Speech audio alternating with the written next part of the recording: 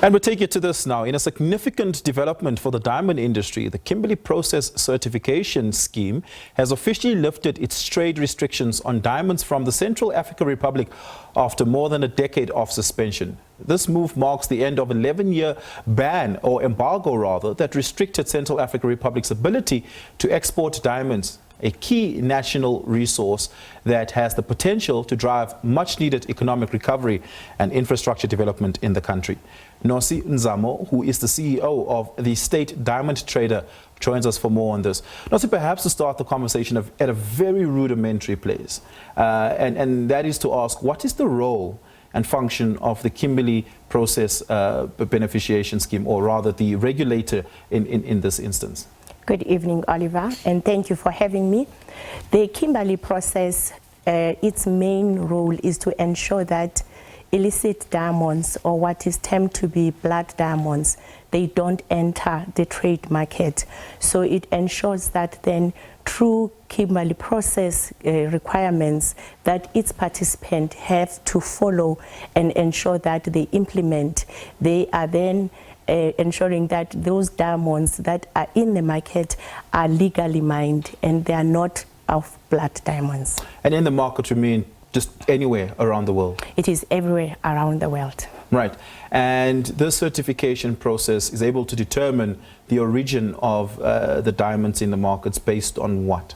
Okay, so each country has a Kimberley process focal point, and this focal point ensures that all the diamonds that are mined in that specific country, they are able to be traceable in terms of the source that they are coming from.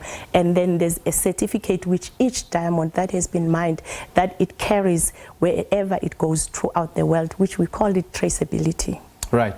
And so the Kimberley Process Certification Scheme has banned, or had for the last 11 years, banned any diamonds that were traded from the Central African Republic. Why is that?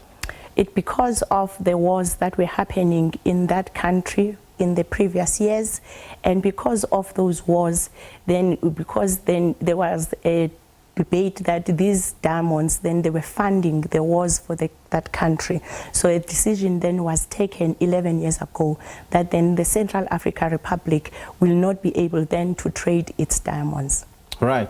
And I'm asking this off of the back of South Africa having a conversation about the impact of illegal mining and illicit markets and what that has on the credibility of mineral trading. What is the overall impact that illicit mining can have on mineral trading?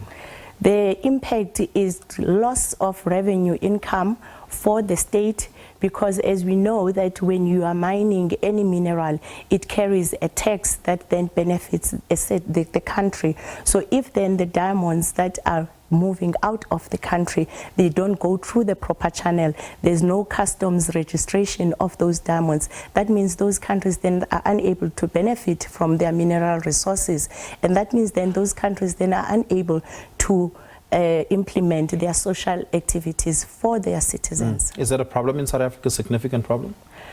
There is currently a challenge within what we call zamazamas, where then it's your old mines that have been left unrehabilitated, and your unemployed miners then who knows those mines, then they find their way into getting into those mines again. So there is a challenge there that is currently creeping in our country. That seems to be the case largely for surface mine as well as precious metals mines, including gold in this instance, because there's a big market for that. It seems easier to have illicit minerals make it into the formal market through those channels due to perhaps lesser regulation. Is that true for diamond mining and trading as well? No, it's very untrue. Diamond industry is heavily regulated in terms of where the diamonds are coming from and how they get out of the country. We have a sister company that we call it South African Diamond and Precious Metals Regulator, that ensures that each and every diamond that comes out of South Africa, it goes through their Diamond Exchange Center. And what does the Diamond Exchange Center do? It's a marketplace for diamond traders, I'm assuming? It is a market center. So what happens in South Africa, a diamond miner or diamond supplier will then show goods to State Diamond Trader. About 10%, State Diamond Trader is allowed to buy 10% of what has been produced by your diamond mining company. And then out of that 10%, it gets allocated or it gets sold to your historically disadvantaged South African.